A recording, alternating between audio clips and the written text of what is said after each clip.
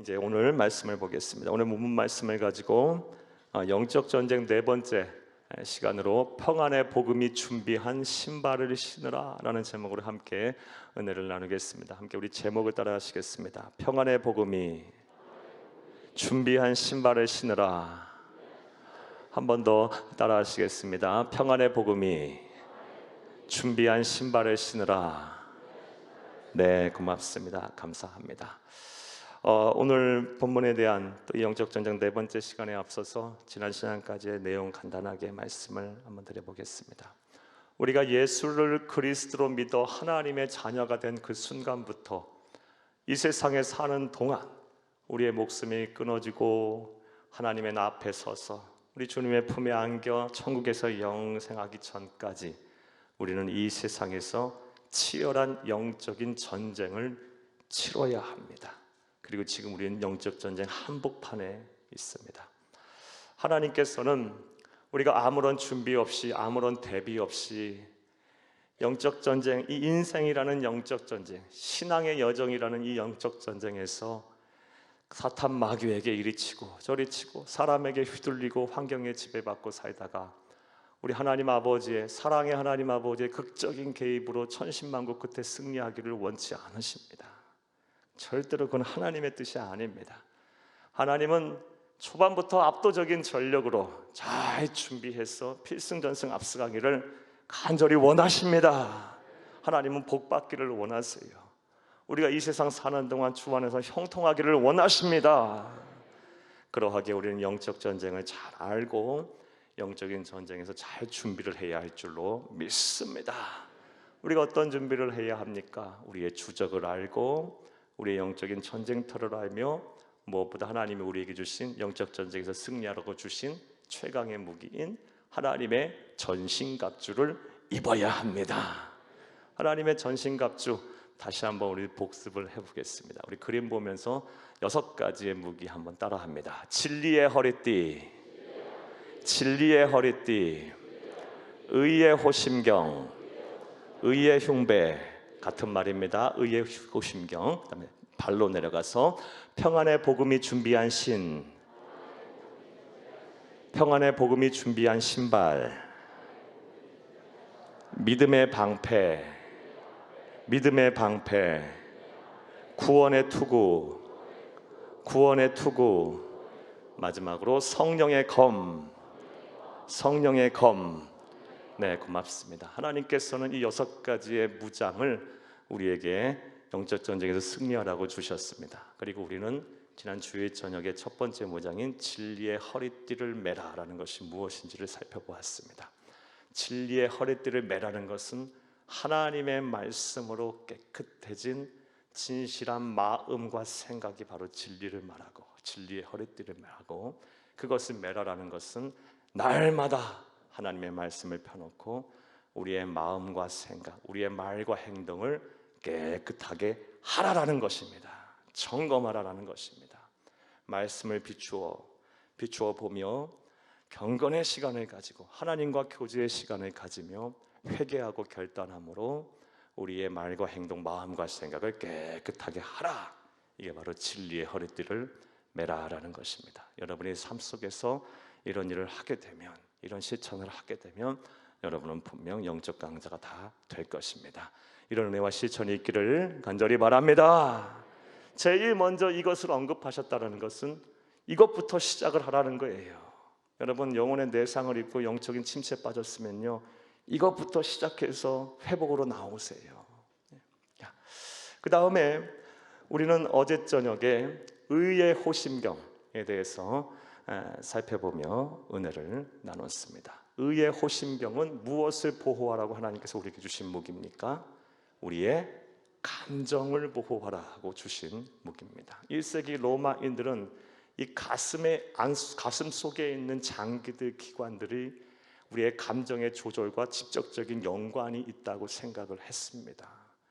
이 가슴을 지키는 방패인 호심경, 이 호심경은 따라서 의의 호심경이란 우리의 감정을 잘 지켜내라고, 사탄 마귀의 공격으로부터 지켜내라고 하나님 주신 방어용 무기입니다. 우리의 감정을 우리가 조절하고 지키는 것이 얼마나 어렵습니까?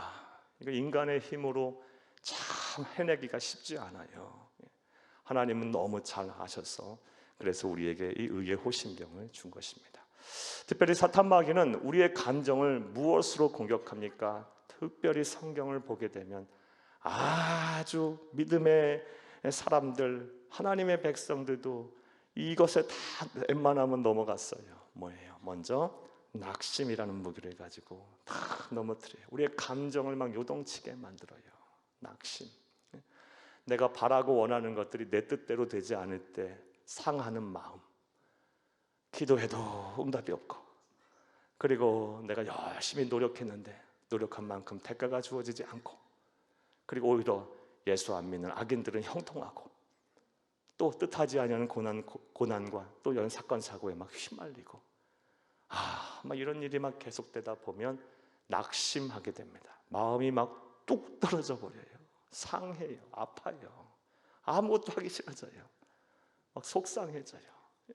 병도 들어요. 마음의 병들이.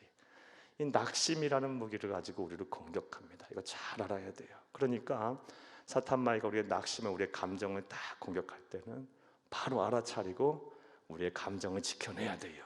의의 호신경을 붙여야 할 줄로 믿습니다. 또 성경을 보면 사탄 마귀가 주로 우리의 감정을 공격하는 또 다른 무기는 정죄예요. 정죄. 죄인이라고 자꾸 얘기해요. 그래서 과거에 계속 얽매여 과거에서 벗어나지 못한 삶을 살게 만들어요. 우리 그리스도인은 현재 그리고 미래를 보고 살아야 하는데 계속 과거에 얽매여서 한 발자국도 못 나가는 성도님들이 많습니다. 자유하지 못하는 분들이 많아요.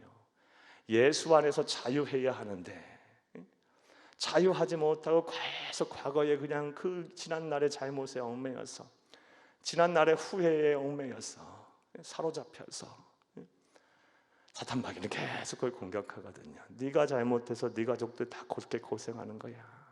너가 그렇게 그때 실수하고 잘못해서 네 모습이 지금 이 모양인 거야.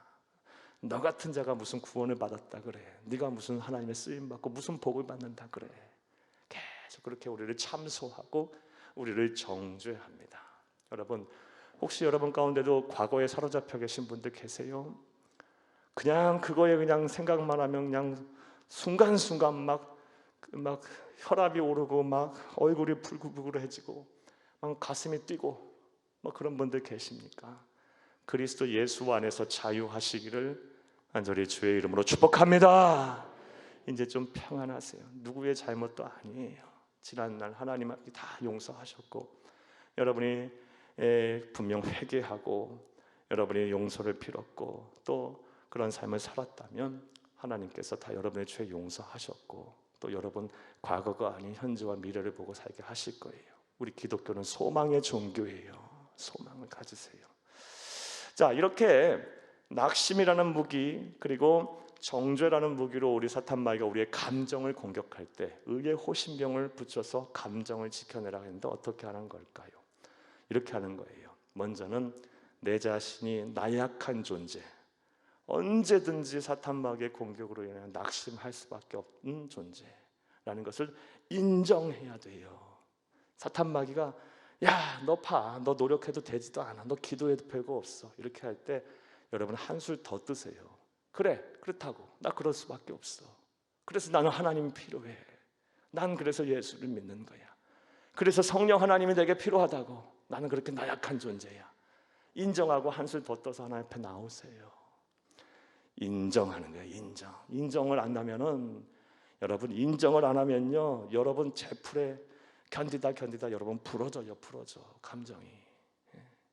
인정하고 빨리 성령 하나님의 도우심을 붙잡아야 돼요. 그 다음에 인정한 다음에 뭘 해야 합니까? 예수 그리스도의 십자가의 의를 붙잡아야 돼요. 의의 호심경이라고 한 거는요, 그 앞에 무슨 말이 생략됐다? 예수 그리스도의 십자가의라는 말이 생략된 거예요. 야, 사랑하는 여러분, 나약하다는 거 인정하시고 나서 이렇게 하나님 앞에 예수 그리스도의 십자가의 의를 붙잡으세요. 그래, 나는 나약해, 할 수 없어. 하지만 예수님께서 십자가에 나를 대신하여 죽으심으로, 사망의 권세를 깨뜨리심으로 승리자가 되셨어. 사탄의 권세를 깨뜨렸어. 나도 또한 예수님과 한 몸이 됐고 연합이 됐으니 나 또한 예수님처럼 승리자야. 나는 나약하지만 예수님이 나와 함께 하시면 난 모든 것을 할 수 있어. 이런 믿음 갖고 뛰쳐나오세요. 여러분, 낙심이 될 때 갈라디아서 6장 9절 말씀에 선을 행하되 낙심하지 말지니 때가 이르면 포기하지 아니하면 때가 이름에 거두리라. 다시 갈라디아서 6장 9절 말씀이에요. 너희가 선을 행하되 낙심하지 말지니 포기하지 아니하면 때가 이름에 거두리라. 십자가의 의를 붙잡고 있으면 때가 이르게 되면 거둘 줄로 믿습니다. 또 정죄할 때도 마찬가지예요. 야, 너 같은 죄인이 무슨 복을 받는다 그래? 네가 살아온 것을 봐. 무슨 윤리 도덕적으로 살았어? 네 삶을 보라고. 넌 실패한 인생이야. 막 이렇게 정죄할 때 그래, 나 그렇게 살았어. 그러나 이제 나는 다른 사람이 됐어. 나는 예수 그리스도 안에서 새로운 피조물이 됐어. 그러면서 예수님께서 십자가에 달려 죽으심으로 내가 받아야 될 사망이란 벌을 대신 다 받으셨어. 내 죄를 다 갚으셨어. 그리고 나는 죄인이지만, 하나님 나라 갈 때까지 죄인이지만 구원의 주권자이자 심판장이신 하나님께서 나를 값없이 의롭다 인정하셨어. 나는 하나님 앞에서 의인이야. 그러면서 죄의식에서 벗어나오세요. 그리고 자유하세요. 그리고 이제부터는 이전과는 다른 삶을 살면 되는 거야.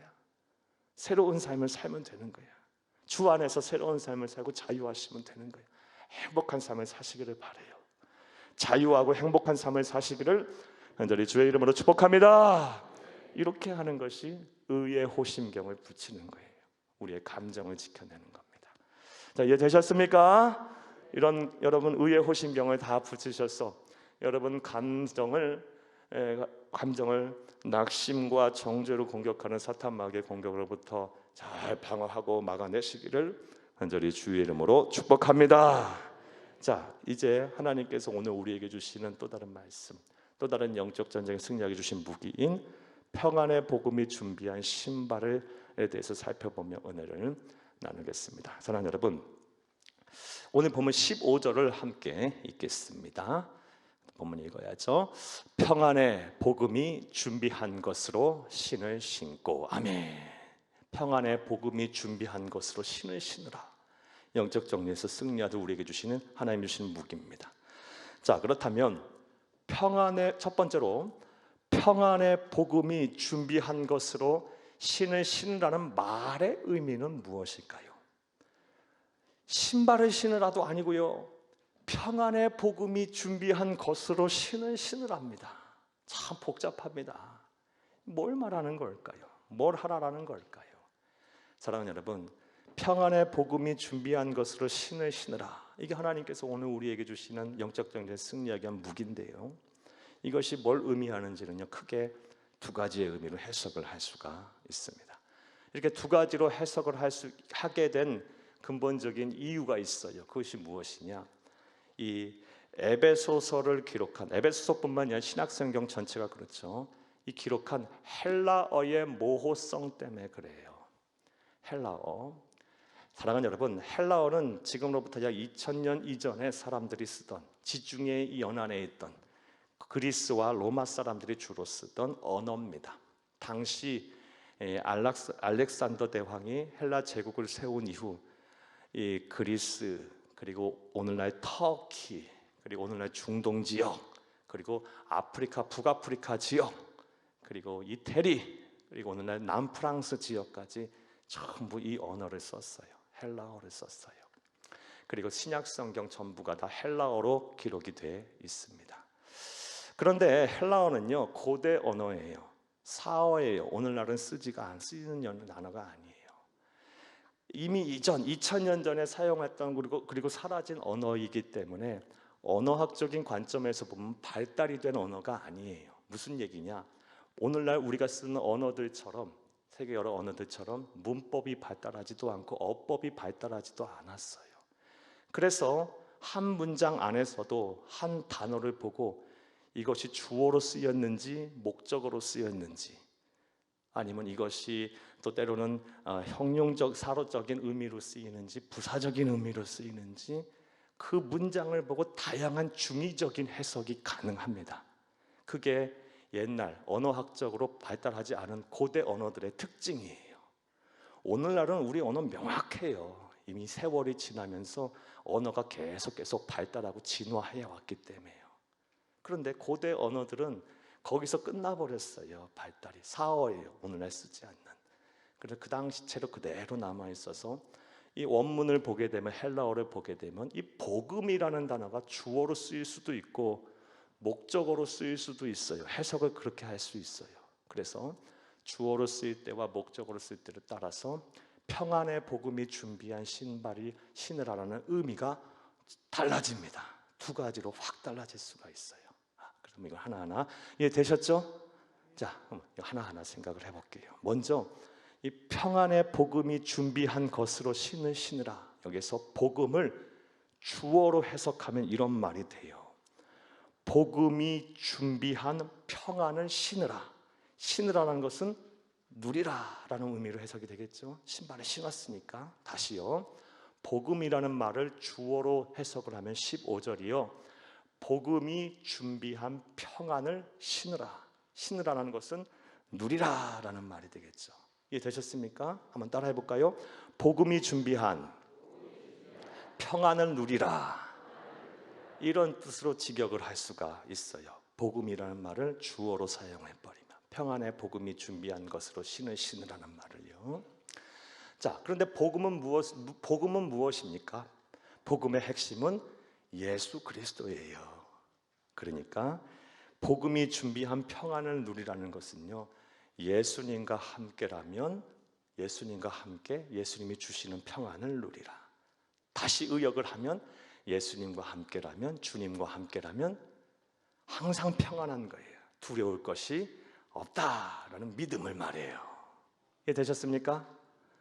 평안의 복음이 준비한 신발을 신으라 해서 이 복음을 주어로 해석을 하면 복음이 준비한 신발을 신으라 라고 직역을 할 수 있고, 복음은 예수를 말해요. 그러니까 신발을 신으라는 것은 내가 신었으니까 가지라 누리라는 뜻이 되고, 평안의 복음이 준비한 평안을 누리라, 복음은 주님을 말해요. 예수님과 함께라면 나는 세상 두려울 것이 없다라는 믿음을 가져라, 이런 뜻임을 믿으시기를 간절히 주의 이름으로 축복합니다. 자, 한번 따라해 보겠습니다. 주님과 함께라면 세상 두려울 것이 없다는 믿음을 가져라. 이것이 바로 평안의 복음이 준비한 것으로 신발을 신으라, 신을 신으라라고 해석을 하는 겁니다. 주님과 함께라면 세상 두려울 것이 없다라는 믿음을 가져라. 사랑하는 여러분, 이것이 복음을 주어로 해석할 때 해석할 수 있는 15절의 내용이에요. 성경을 보게 되면 우리가 본받고 따라야 될 우리 믿음의 선배들은 전부 이 믿음을 가졌어요. 몇 사람 예를 한번 들어볼까요? 여러분 잘 아는 사사시대 기드온, 여러분 300명의 용사를 가지고 미디안 군사 수만 명을 물리쳤어요. 300명의 용사가 가서 미디안 군대를 물리칠 때 뭐 갖고 갔어요? 항아리에 횃불로 갖고 갔어요. 사랑하는 여러분, 항아리에 횃불로 갖고 전쟁에 임하는 군대가 어디 있어요? 칼과 창을 들고 가야죠. 주님과 함께라면 두려울 것이 없다. 승리했어요. 다니엘도 이 믿음이 있었기 때문에 사자굴에 그냥 들어간 거예요. 믿음 갖고. 에스더도요, 이 주님과 함께라면 두려울 것이 없다, 이 믿음 갖고 죽으면 죽으리라 하고 왕 앞에 나아간 거고요. 뭐 사도 바울도 그랬고요. 복음 전하는 현장에서 예수와 함께라면, 주와 함께라면 난 세상 두려울 것이 없다라는 믿음 갖고 복음 위에 서서 그냥 담대하게 복음을 전했던 겁니다. 우리에게도 이 믿음이 필요할 줄로 믿습니다. 특별히 주와 함께라면 세상 두려울 것이 없다라는 믿음을 가진 사람들, 어디에 잘 나타나냐? 성경을 보면 시편에 잘 나타나요. 시편. 여러분, 먼저 이 믿음 가지고 이 세상 막 요동치고 막 자연재해가 일어나고 별일이 다 일어나는 상황 속에서도 여러분 흔들리지 않았던 그런 신앙의 고백을 하였던 고라자손의 시 한번 볼게요. 시편 46편 1절에서 3절을 함께 읽겠습니다. 하나님은 우리의 피난처시요 힘이시니 환난 중에 만날 큰 도움이시라. 그러므로 땅이 변하든지 산이 흔들려 바다 가운데 빠지든지 바닷물이 솟아나고 뛰놀든지 그것이 넘침으로 산이 흔들릴지라도 우리는 두려워하지 아니하리로다. 아멘. 물론 이 시편은 시기 때문에 시적 표현이고 과장된 표현이에요. 그런데 실제로 이렇다 할지라도 이 시인들은 흔들리지 않았을 거예요. 평안의 복음이 준비한 것으로 신을 신고 있었기 때문에, 복음이 준비한 평안을 누리고 있었기 때문에, 예수님과 함께 주와 함께라면 두려울 것이 없다는 믿음을 가지고 있었기 때문에, 실제로 막 땅이 흔들리고 요동치고 산이 솟아나고 막 산이 바다에 던져지고, 여러분 상상할 수도 없는 일들이죠. 이런 일이 있으라도 나는 두려워하지 아니하리로다. 사랑하는 여러분, 우리에게도 이런 믿음이 있어야 할 줄로 믿습니다. 평안의 복음이 준비한 것으로 신발을 다 신으시기를 간절히 주의 이름으로 축복합니다. 예수와 함께라면, 주와 함께라면 세상 두려울 것이 없습니다. 할렐루야. 다윗도 마찬가지예요. 이번에는 다윗은 이제 사람을 두려워하지 않는다는 말을 해요. 시편 3편 6절을 함께 보겠습니다. 천만인이 나를 애워싸 진친다 하여도 나는 두려워하지 아니하리로다. 아멘. 왜요? 평안의 복음이 준비한 것으로 신발을 신고 있었기 때문에, 복음이 준비한 평안을 누리고 있었기 때문에, 주와 함께라면 세상 두려울 것이 없었기 때문에, 천만인이 나를 둘러싸봐라, 내가 눈 하나 깜짝 하나 보냐. 사랑하는 여러분, 우리에게도 이 믿음이 있어야 할 줄로 믿습니다. 예수와 함께라면 세상 두려울 것이 없어요. 우리의 능력은요, 수치로 한번 매겨본다면 다 우리들마다 능력치가 다르겠죠. 숫자로 환산을 하면 어떤 사람은 100일 수도 있고 1000일 수도 있고 만일 수도 있고, 어떤 사람은 10일 수도 있어요. 그렇죠? 각자 능력치가 다 다를 거예요. 수치로 환산할 수 있다면. 자, 그런데 우리 하나님 아버지, 우리 예수님의 능력은 숫자로 환산할 수 있을까요? 무한대예요. 무한대. 그렇죠? 여러분, 무한대에 1억을 더해도 무한대고요, 무한대에 1을 더해도 무한대예요. 무한대에 10을 더해도 무한대고요. 개념이라는 것이 없어져요. 무한대에 더해지는 순간은요. 그러니 여러분, 여러분의 능력을 보지 마시고 무한대의 능력을 가진 전지전능하신 하나님이, 주님이 여러분과 함께 하신다는 믿음을 꼭 가지시기를, 그리고 세상 앞에 당당하시기를 간절히 주의 이름으로 축복합니다. 주와 함께라면 세상 두려울 것이 없다는 믿음을 갖는 것, 그것이 바로 평안의 복음이 준비한 신발을 신는 것입니다. 복음을 주어로 해석했을 때 이런 해석이 가능해요. 자, 이번에는 복음을 목적어로, 뭐뭐를 이렇게 해석을 하면요, 이렇게 해석이 돼요. 복음을 목적어로 해석하면 평안의 복음을 준비하여 신발을 신으라, 이렇게 해석해요. 평안의 복음을 준비하여 신발을 신으라. 신발을 신으라는 것은 이동하라는 거죠. 이동하라는 거. 뭐 하라는 거예요? 평안의 복음을 준비해서 이동해라. 뭐 하라는 거예요? 전하라라는 거예요. 전하라. 다시 말해서 열심히 전도를 하라. 선교를 해라. 영혼 구원에 힘써라. 복음을 증거해라. 이런 말이에요.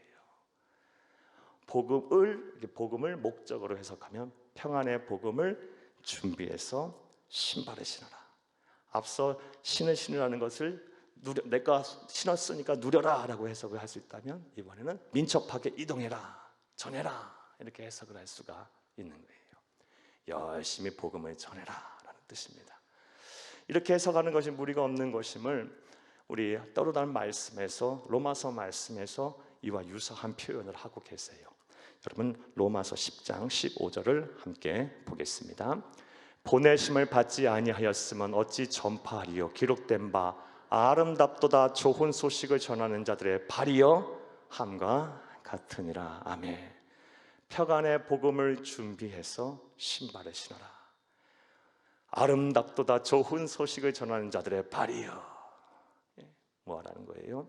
평안의 복음을 열심히 세상을 향하여 전하라, 열심히 전도하라라는 것입니다. 이것을 온전히 믿는 저와 여러분 되기를 간절히 주의 이름으로 축복합니다. 자, 주어로 복음이라는 단어를 주어로 주격으로 주어로 해석했을 때와 목적격으로 해석했을 때와 뜻이 달라져요. 자, 그렇다면 우리는 두 가지 해석 중에서 어떤 해석을 받아들여야 할까요? 자, 그런데 역시 이 두 가지 해석이 전혀 분리가 되는 해석이 아니에요. 대립각을 세우는 이 해석도 아니고요. 생각해 보면 간단해요. 사랑하는 여러분, 복음이 준비한 평안을 누려본 사람, 주가 주시는 은혜를 누려서 세상 두려울 것이 없는 사람이 여러분 복음을 전하는 일에 주저하겠습니까? 가만히 있을 수 과연 있을까요? 내가 하나님으로부터 이 주와 함께하는 이 세상 앞에 두려울 것이 없는 믿음을, 이런 은혜를 받았는데 그 은혜를 받은 사람이 복음 전하지 않고 입 딱 다물고 가만히 있을 수가 있을까요? 절대 그렇게 못합니다. 하라 그래도 못해요. 왜요? 우리 안에 성령님이 그렇게 안 놔둬요.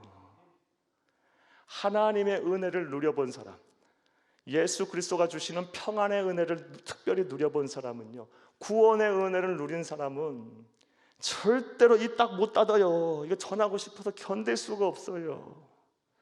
나만 구원받아 행복하지가 않아요. 대표적인 사람, 성경에 한 사람 소개해 볼게요. 에레미야 선지자가 그랬어요. 먼저 에레미야 선지자의 고백 한번 들어볼게요. 에레미야서 20장 9절 함께 보겠습니다.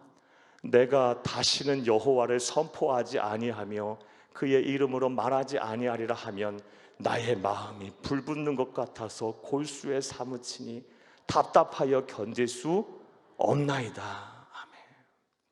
사랑하는 여러분, 하나님께서 에레미야 선지자에게 사명을 주셨어요. 하나님의 말씀을 전파하라 그랬어요. 물론 그 말씀을 전파하는 건 에레미야에겐 참 힘든 일이었어요. 그의 조국의 심판과 멸망 그리고 회복의 메시지를 전해야 했기에 심판과 멸망의 메시지를 전하는 것이 얼마나 힘들어요. 그러다니 그것으로 인해서 거짓 선지자로 오인도 받고, 그래서 얼마나 박해를 많이 받았는지, 그래 너무너무 힘들어서 복음 전하는 것이 너무너무 힘들어서 나 이제 안 할래 했더니 20장 9절에 뭐라고요? 내 마음에 불이 붙는 것 같아서 이제 안 할 거라고 했더니 답답하여 견딜 수가 없나이다. 사랑하는 여러분, 복음이 준비한 평안을 누려본 사람, 주와 함께라면 세상 두려울 것이 없다라는 믿음을 가진 사람은요, 복음을 전하지 않고는 답답하여 견딜 수가 없어요. 그게 정상인 거예요. 주의 은혜가 내 안에 가득한 사람은 이걸 막 나누고 싶어서 견딜 수가 없어요. 나는 구원받아 이렇게 좋은데 구원받지 못한 사람 보게 되면요, 너무 마음이 아프고 빨리 가서 복음 전하고 싶어서 막 견딜 수가 없는 거예요. 그러므로 이 두 가지 해석이 분리된 해석이 아닌 거예요. 전혀 대립각을 세우는 해석이 아닌 거예요. 따라서 이 둘을 종합해 볼게요. 사랑하는 여러분, 평안의 복음이 준비한 신발을 신는다는 것은요, 예수님이 나와 함께 하신다는 확신을 가지고, 주와 함께하면 두려울 것이 없습니다. 나와 함께 하신다는 확신을 가지고 담대하고 부지런히 복음을 전하는 것입니다. 한번 따라 하시겠습니다. 평안의 복음이 준비한 신발을 신는다는 것은 예수님이 나와 함께 하신다는 확신을 가지고 담대하고 부지런히 복음을 전하는 것이다. 제가요, 담대하고 부지런히 이 부사어 뺄까 말까 참 고심하다 절대로 뺄 수 없어서 다 하나도 뺄 수가 없어서 이렇게 써놨어요. 한 번 더 다시 한번 따라하세요. 평안의 복음이 준비한 신발을 신는다는 것은 예수님이 나와 함께 하신다는 확신을 가지고 담대하고 부지런히 복음을 전하는 것이다. 이것임을 믿는 여러분 되기를 간절히 주의 이름으로 축복합니다. 자, 그렇다면 이제 의문이 생겨요. 의문이. 쉽게 말해서 전도하라는 거 아니에요. 하나님의 은혜를 받은 자들, 그 예수와 함께라면 두려울 것이 없는 그 평안을 누려본 사람 전도하라는 거 아니에요. 그렇죠? 전도하게 된다라는 거 아닙니까? 자, 그럼 이런 의문이 생겨요. 그것이 내 영적 전쟁에서 무슨 무기가 될까? 그렇죠. 그게 무슨 이게 이런 의문이 생겨요. 무슨 무기가 될까요? 왜 하나님께서는 영적 전쟁에서 승리하라고 이 말씀을 우리에게 주시고 계실까요? 사랑하는 여러분, 열심히 복음을 전하고 전도하는 것이 어떻게 영적 전쟁에서 우리를 방어할 무기가 될까? 이게 두 번째로 우리가 생각해 볼 과제예요. 자, 어떻게 우리를 방어할 무기가 될까요? 먼저는 실전 경험을 통한 우리의 영적인 전투력이 향상이 됩니다. 열심히 복음을 전하고 예수님이 나와 함께 하신다는 확신을 가지고 주님과 함께라면 난 두려울 것이 없다라는 믿음을 가지고 열심히 복음을 전하면요, 그것이 실전 경험이 돼서 영적 전쟁에서의 내 전투력이 확 향상이 돼버려요. 사랑하는 여러분, 잘 들어보세요. 그 이유에 대해 말씀드릴게요. 사랑하는 여러분, 전도의 현장은 영적 전쟁터의 최전방이에요. 최전선이에요. 잘 생각해 보세요. 전도의 현장은요, 한 사람이 하나님의 백성이 되느냐 사탄의 백성으로 남느냐, 요 현장인 거예요. 거기서 우리는 하나님 대표로 간 거고, 또 누군가는 또 악의 영들이 또 있겠죠. 끊임없이 거기서 이제 영적 대결을 이제 해야 되는 거예요. 결전을 치러야 하는 거예요. 사망이냐 생명이냐, 소망이냐 절망이냐를 판가름할 아주 영적 전쟁의 최전방인 거예요. 요한계시록은 이걸 다음같이 묘사하고 있어요. 요한계시록 17장 2절을 12장 17절을 함께 보겠습니다. 용이 여자에게 분노하여 돌아가서 그 여자의 남은 자손 곧 하나님의 계명을 지키며 예수의 증거를 가진 자들과 더불어 싸우려고 바다 모래 위에 서 있더라. 아멘. 이건 말세지 말에 요한계시록 금요 말씀 기성회 때 강의도 했었죠. 말세 지면에 일어나 우리에게 주시는 환상의 모습이에요. 용은 저는 여러분 사탄 마귀를 가리키고요, 여자에게 분노, 여자는 성도들을 말해요. 그 여자의 남은 자손과 하나님의 계명을 지키며 예수의 증거를 가진 자들과 더불어 싸우려고 모래 위에 딱 섰대요. 대치를 하고 있는 거예요. 이게 바로 전도 현장이에요. 전도 현장. 그러니까 열심히 전도하는 사람은 뭐가 되겠어요? 실전 경험을 최전방에서 계속 치르는 거예요. 여러분, 어느 군인이 전투력이 높을까요? 매일 책상에서 펜대 굴리는 그런 사람도 필요해요. 행정을 하는 사람도. 맨날 축구만 하고 맨날 연병장에서 훈련만 하는 군사가 전투력이 높을까요? 아니면 한 번이라도 죽기 살기로 싸워서 실전을 경험해본 군사가 전투력이 높을까요? 말할 것도 없죠. 백문이 불여일견이에요, 여러분. 한 번 사지에 살다 나온 사람은요, 눈빛이 달라요, 여러분. 예, 이건 말도 못하는 거예요. 한 번 실전을 경험해 본 사람은요, 이거는 말도 못하는 전투력을 가진 거예요. 전도의 현장은 영적 전쟁터의 최전방이에요. 따라서 그 최전방에 서서 전도를 주님이 나와 함께 하신다라는, 그래서 난 두려움이 없다라는 그 믿음을 가지고 담대하게 복음을 전한 사람, 그 사람은 실전을 치른 사람이기 때문에 영적 전투력이 엄청나게 향상이 되는 거예요. 그래서 이런 사람은 사탄이 공격해와도 담대해요. 뭐 그까짓 거 기도하면 되지. 실제 우리 성도들 그래요, 여러분. 우리 성도님들 막 우울증이고 막 염려와 근심 덩어리였었던 분들이, 덩어리라고 해서 죄송해요, 그런 성도분이었던 분들이 전도하기 시작하면서 어떻게 그런 깡다구가 생기는지, 그런 담대함이 있는지, 어떻게 그렇게 크게 막 기도하시는지, 놀라워요, 놀라워. 여러분, 사람이 달라진다니까요. 웬만한 갖고 시험 안 든다니까요. 다 받아쳐버린다니까요. 전도하는 현장에 서 계시는 분들은요. 사랑하는 여러분, 그런 의미에서 하나님께서는 평안의 봄에 준비한 신발을 신으라고 우리에게 말씀을 하고 계시는 겁니다. 열심히 전도해야겠죠. 전도하는 사람은요, 실전을 치르는 사람이에요. 실전의 경험이 쌓이는 거예요. 영적인 전투력이 막 향상이 되는 거예요. 여러분, 하나님은 우리를 향하여 그리스도의 강한 군사가 되라 그래요. 겨우 시간만 때우다가 하나님의 극적인 개입으로 이리 치고 저리 치우다가 그냥 패배하다가 겨우 승리하고 구원받는 그런 군사가 아니라 조전에 박살내버리고 어떤 것에서도 받아쳐버리고 담대하고 이기고, 그래서 하나님부터 복을 받는 그런 그리스도의 강한 군사가 되기를 원하세요. 실전 경험이 풍부해서 전투력이 높아야 돼요. 사랑하는 여러분, 그런 의미에서 평안의 복음이 준비한 신발을 저와 여러분 열심히 신어야 할 줄로 믿습니다. 예수님이 나와 함께 하신다는 확신을 가지고 담대하고 부지런히 복음을 전하시는 여러분 되기를 간절히 주의 이름으로 축복합니다. 축복합니다. 자, 그런데 전도 얘기 나왔으니 이 얘기 좀 더 해볼게요. 이 전도에 대해서 이야기를 하면 이렇게 전도에 대해서 또 교회에 대해서 부정적으로 생각하는 사람들이 이렇게 말할 수 있어요. 오늘날 종교의 자유가 보장된 사회에서 왜 믿음을 강요하느냐? 불신자들이 주로 하는 말이죠. 주로 하는 말이에요. 야, 굳이 전도 안 해도 예수 믿을 수 있는 거 아니냐? 이렇게 생각하는 사람도 많아요. 심지어 성도들 안에서도, 여러분 안에 지금 계신지 모르겠어요. 전도 안 해도 예수 믿을 수 있는 거 아니냐? 사랑하는, 이건 대단한 착각이에요. 고린도전서 1장 21절 함께 보겠습니다. 하나님의 지혜에 있어서는 이 세상이 자기 지혜로 하나님을 알지 못하므로 하나님께서 전도에 미련한 것으로 믿는 자들을 구원하시기를 기뻐하셨도다. 아멘.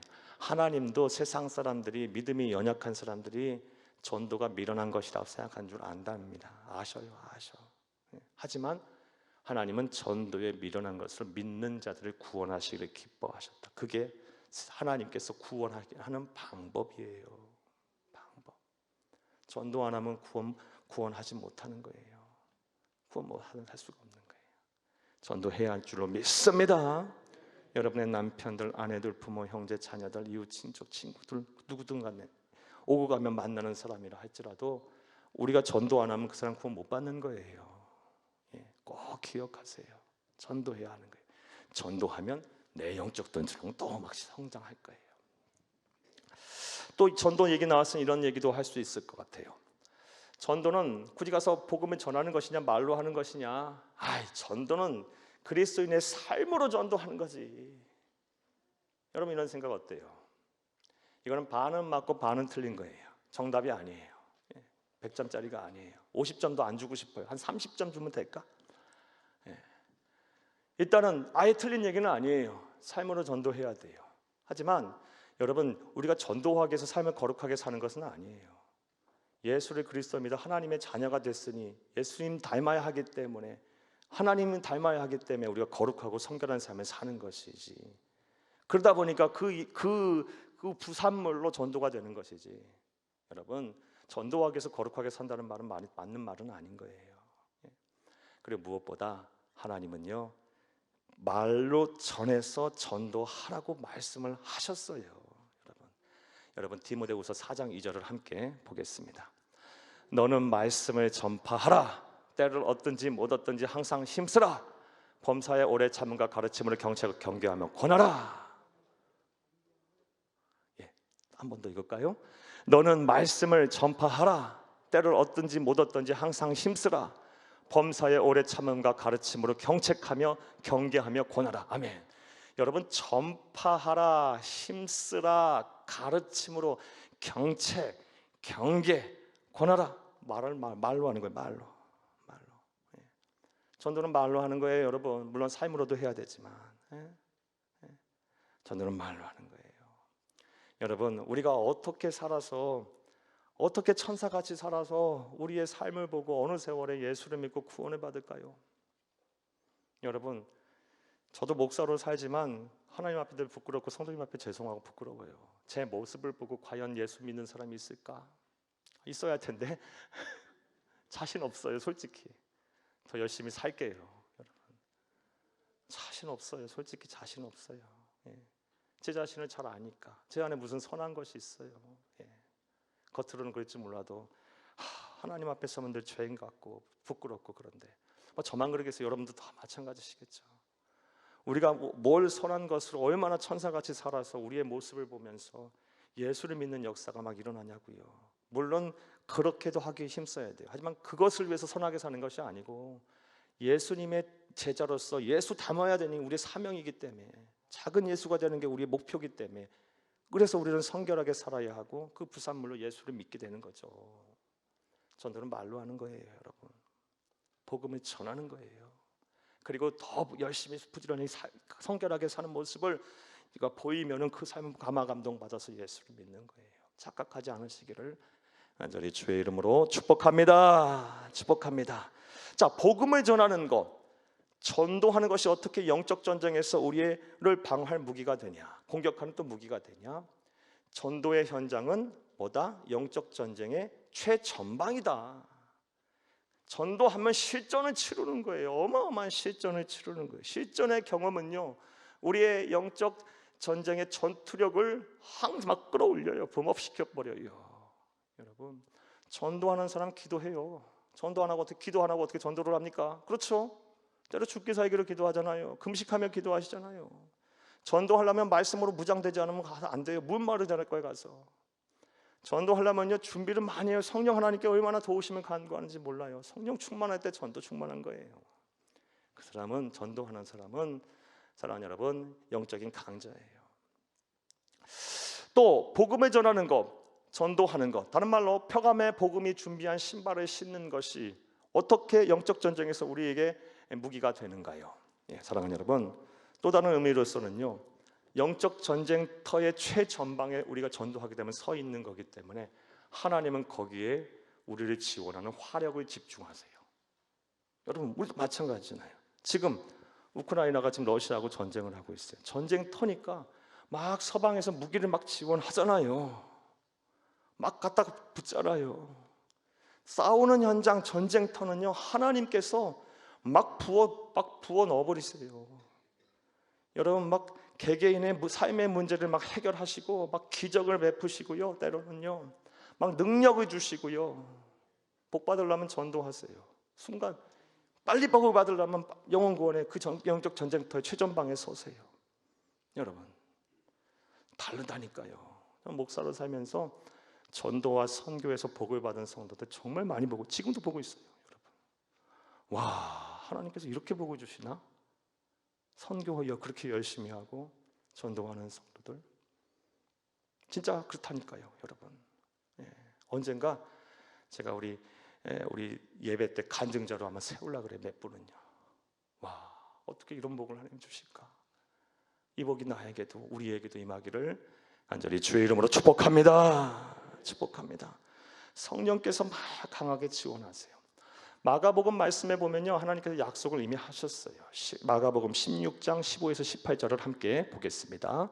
또 이르시되 너희는 온 천하에 다니며 만민에게 복음을 전파하라.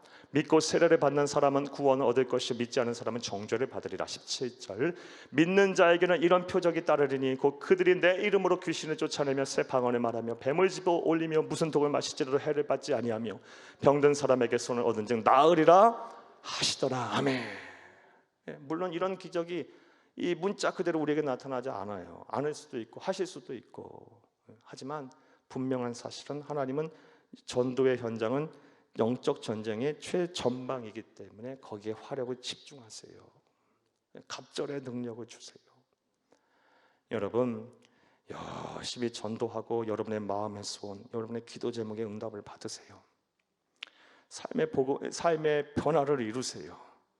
영혼 구원의 최선을 다하심으로 인해서, 평안의 복음이 준비한 신발을 신음으로 인해서 하나님이 주시는 기적의 주인공들이 다 되시기를 간절히 주의 이름으로 축복합니다. 열심히 전도하세요. 선교하세요. 그리고 우리 주변에 있는 이 작은 교회들도 열심히 좀 도울 수 있으면 도와주세요. 요즘 그런 마음이 요즘 많아요. 그래서 제가 지지난주인가요? 우리 지방의 작은 교회들, 우리 어린 목사님들 이렇게 한 10분 정도 이렇게 만났는데요, 따로. 한 달에 200만 원도 못 받으면서 그렇게 아주 열심히 목회를 해요. 그래서 코로나 지나면서 그분들은 경상비들이 다 올랐더라고요. 할렐루야, 할렐루야. 상가 건물, 지하 건물 다 올랐더라고요. 가만히 보니까 다 목사님, 사모님들이 몸이 안 좋아 보여. 안 안 좋아 보여. 그래서 다 건강검진 시키려고 목사 사모 생년월일까 다 받아놨어요. 목사 사모 아프면 안 되잖아. 목사 사모가 아프면 그 교회가 아픈 거 아니겠어요? 다 시켜야겠어요. 사랑하는 여러분, 누군가 감동이 있으면 이런 헌금도 좀 하세요. 안 하셔도 우리 교회에서 할 건데 하실 수 있으면 하세요. 그래서 자꾸 우리가 합력하여 선을 이루면서 하나님의 나라를 이루어 가야 돼요. 하나님의 나라는 큰 교회도 있어야지만 작은 교회들도 있어야 돼요. 나무로 비유하면 큰 교회는 큰 뿌리와 같아요. 큰 뿌리는 딱 받고 있으면요, 외후내환, 바람이 불든 태풍이 불든 간에 안 흔들려요, 나무가. 하지만 큰 뿌리만 있으면 고사예요, 고사. 왜? 잔뿌리가 있어야 영양분을 흡수하죠. 하나님의 나라는 큰 교회도 있어야 되고 작은 교회도 있어야 하는 거예요. 우리가 그런 것들을 생각한다면 그것도 전도와 선교라고 봐요. 여러분 열심히 복음을 전하세요. 안 되면 헌금이라도 하시고 기도하세요. 중보 기도가 참 필요해요. 영적 전쟁, 전도는 영적 전쟁의 최전방이기 때문에 누군가 나가서 전도하고 선교하고 복음을 전하는 현장에 승리하도록 기도로 밀어넣어야 돼요. 우리가 후원을 해야 돼요. 포격 지원을 해야 돼요. 기도로. 사랑하는 여러분, 이런 일에 힘쓰는 저와 여러분 되기를 간절히 주의 이름으로 축복합니다. 흔히 이렇게 또 얘기해요. 전도하세요. 그러면 나는 은사가 없어요. 아니요, 성경 어디를 봐도 전도라는 은사는 없어요. 전도는 은사가 아니에요. 전도는 의무예요. 의무. 전도는 누가 하는 거냐? 은사를 받은 사람이 하는 게 아니고 은혜를 받은 사람이 하는 거예요. 구원을 받은 사람이 하는 거예요. 구원을 받고 하나님의 은혜를 체험한 성도가 하는 거예요. 전도는 내 능력으로 하는 게 아니에요. 그럼 두려움이 앞서서요. 여기까지 말씀드렸잖아요. 예수님과 함께라면 난 두려움이 없다라는 믿음을 가진 사람이 하는 거예요. 평안의 복음이 준비한 신발을 신는 사람이 하는 거예요. 그럼 하나님의 역사가 나타날 것입니다. 할렐루야. 이런 의미로 본다면 이 평안의 복음이 준비한 신발을 신는 것이, 다시 말해서 복음을 전하는 것이, 예수님과 함께라면 난 두려움이 없다라는 믿음을 가지고 복음을 전하는 것이 내 영적 전쟁의 큰 무기가 된다면, 전도는요 다른 사람을 살리기 위해서도 해야 할 뿐만 아니라 내가 살기 위해서 하는 거예요. 그렇죠? 내 영적인 최강의 무기가 되니까. 여러분이 살기 위해서라도 전도하세요. 여러분이 영적 강자가 되기 위해서도 전도하시는 여러분 다 되기를 간절히 주의 이름으로 축복합니다. 축복합니다. 자, 마지막으로 따라하시고 말씀 맺겠어요. 평안의 복음이 준비한 신발을 신는다는 것은 예수님이 나와 함께 하신다는 확신을 가지고 담대하고 부지런히 복음을 전하는 것이다. 이름 있는 저와 여러분 되기를 간절히 주의 이름으로 축복합니다. 축복합니다. 축복합니다.